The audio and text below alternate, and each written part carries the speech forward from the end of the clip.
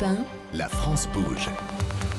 Elisabeth Assayag. Et c'est parti pour les trophées européens de l'avenir. La France bouge chaque jour, elle, où ils exposent leurs projets d'entreprise. Ils ont 1 minute pour convaincre notre témoin du jour.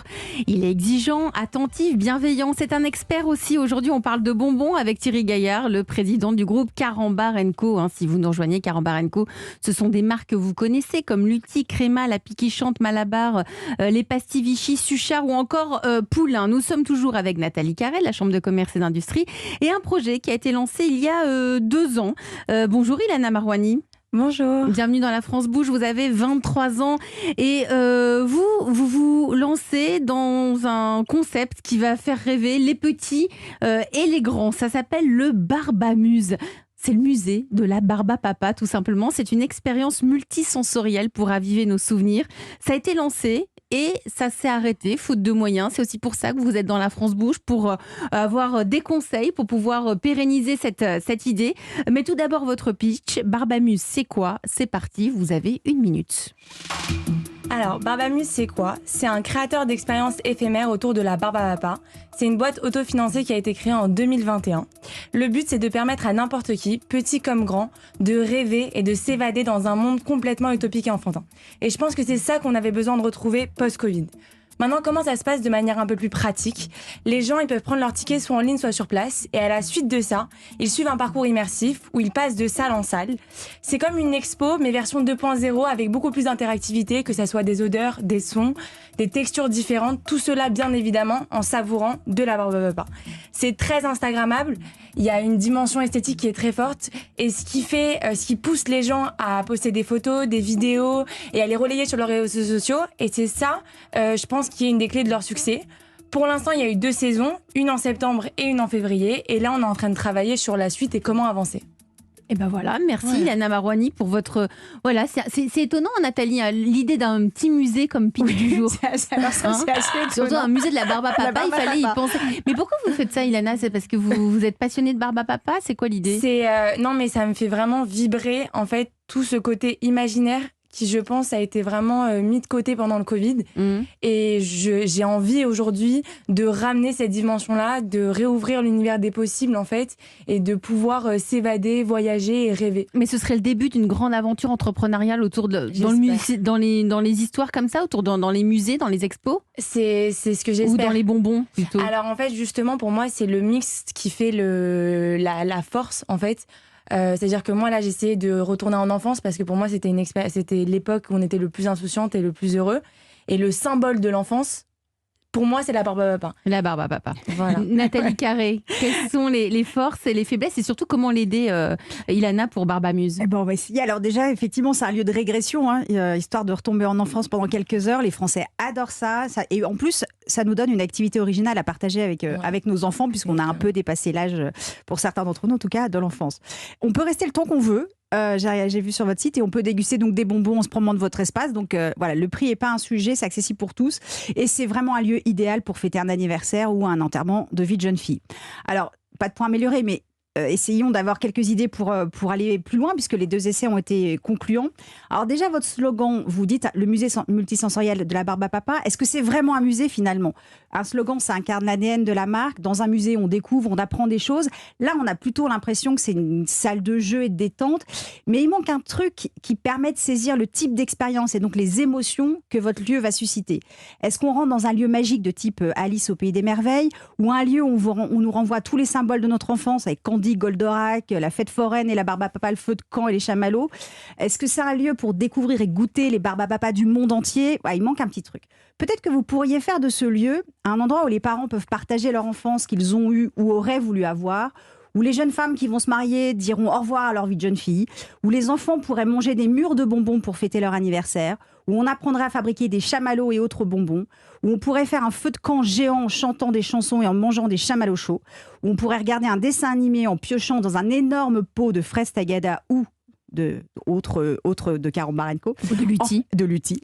En fait, un endroit où tout est permis. L'idée étant d'avoir des espaces différents où chacun pourrait dire à son enfant ou ses amis « Oh, regarde, je suis jamais allé camper, viens, on s'installe » ou « Oh, ça me rappelle le jour où j'ai invité des copines, on a regardé la télé tout l'après-midi en mangeant des bonbons et j'ai été malade. » Et c'est le prétexte du partage et des fous rires. Évidemment, tout ça a un coût. Donc, au-delà des marques qui peuvent faire du placement de produits, comme on dit, vous pourriez faire appel aux dons pour les décors, parce qu'on a tous un vieux truc de notre enfance dans un grenier qu'on pourrait vous donner. Évidemment, des ateliers payants, par exemple, et il y aurait d'autres idées. L'idée est vraiment d'avoir un lieu permanent, un lieu magique et doux pour partager, vivre ou revivre l'enfance de ses rêves, ses souvenirs oubliés et voir sa vie en rose bonbon pour l'éternité. Oh là là, c'est poétique en plus, Nathalie, aujourd'hui, le conseil. Vous en pensez quoi, Ilana? Comment vous pourriez avancer dans ces directions? Alors, je suis complètement d'accord avec vous déjà sur le terme musée. C'est vrai que c'est pour ça d'ailleurs que je l'ai changé à la saison 2. Parce que saison un musée... comme une série.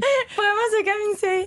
Mais parce que c'est vrai qu'à Paris, c'est très institutionnel en fait quand on dit musée. Oui. Et comme moi, je me suis inspirée des États-Unis, de l'Asie, etc., on appelait ça des musées Instagrammables.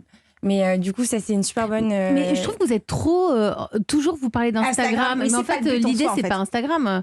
L'idée, c'est de créer une expérience de sortie en famille pour se replonger dans l'univers de l'enfance. Mais Instagram, c'est bien, mais c'est limité, en vrai. Sur le gâteau, Instagram. Ouais, c'est le plus.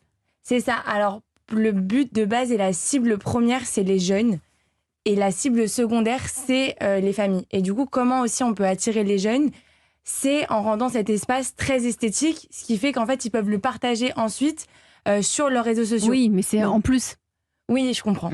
C'est en plus. Oui, quand on peut avoir 40 ans et savoir Instagrammer. Tout à fait. Bon, moi, je sais pas, mais... Même plus. Même plus. Thierry Gaillard, président du groupe Carambar & Co. Quel regard portez-vous sur ce projet ? J'aime vraiment beaucoup l'idée. Ce que j'aime bien, c'est l'association entre un produit de toujours, la barbe à papa, vous parliez de fêtes foraines, de cirque, de fêtes d'enfants, et en même temps le monde de l'Internet, du virtuel, des réseaux sociaux. Moi, pour vous encourager, je voulais partager une expérience. Il y a 2 ans, sur la marque Carambar, vous savez, qui est réputée aussi pour ses blagues, on avait lancé la blague 2.0 avec le réseau Snapchat, et on avait simplement sur chacun des bonbons, il y avait un petit code, un QR code, et en flashant, on pouvait avoir un petit personnage qui racontait une blague en réalité augmentée. Et cette association de la blague qui a maintenant plus de 60 ans, du Carambar qui est un produit de toujours, et en même temps de cette technologie nouvelle, ça a formidablement marché. C'est une mix de modernité et de tradition. Très supporter, oui. Justement, qui écrit les blagues Carambar ? J'avais posé la question, effectivement. Parce que tous les jours. Alors d'abord, aujourd'hui, on a à peu près 5000 blagues Carambar qui circulent. Oui, c'est déjà pas mal quand même. C'est déjà pas mal. En fait, au départ, la plupart des blagues, les pourvoyeurs, les créateurs de blagues étaient les enfants. On avait des concours dans les écoles et pour chaque blague sélectionnée, on leur offrait leur poids en Carambar. C'est génial, il faut continuer ça a fonctionné comme ça. Aujourd'hui encore, je reçois à peu près 3 lettres par semaine. Mais comment on fait pour vous écrire ? Moi, j'en connais plein autour de moi qui sont créateurs de blagues. Non, c'est spectaculaire de voir les enfants et les moins grands aussi qui spontanément proposent des Donc, blagues. Les enfants, et sinon, il y a des auteurs ? Et sinon, il y a des auteurs effectivement de blagues, il y a des humoristes. Métier auteur de blagues Carambar. C'est un et métier. vous renouvelez ou ce sont les mêmes qu'il y a 40 ans ? Non, chaque année, évidemment, on se renouvelle et on intègre de nouvelles blagues dans le lot. Et donc, ça veut dire que vous faites des réunions, comité aujourd'hui, on choisit les blagues Carambar pour les prochains... je postule. Vous avez un métier sympa, franchement. Merci, Ilana Morwani. Comment on peut vous aider là ? Bon, on a parlé de vous. Vous levez des fonds ? Vous faites comment ? C'est exactement ça que j'essaye de préparer aujourd'hui. C'est de pouvoir lever des fonds pour permettre de rendre ce musée possible, enfin en fait cette expérience possible et surtout augmenter en fait tout ce que je peux faire parce que là en fait la première saison tout était fait à la main entre guillemets. Oui, pouvoir s'améliorer dans les techniques. En tout cas, c'est ce qu'on vous souhaite, Ilana Morwani, fondatrice de Barbamuse, le premier musée multisensoriel autour du thème de la barbe à papa. Merci à vous et puis chers auditeurs, si vous avez envie de venir pitcher votre projet d'entreprise, il n'y a qu'une seule adresse. C'est e1-lafrancebouge@europe1.fr et promis juré, Charlotte Barécan et moi, on lira toutes vos candidatures. Et vous aurez peut-être la chance de faire partie de nos candidats en route pour les trophées européens de l'avenir.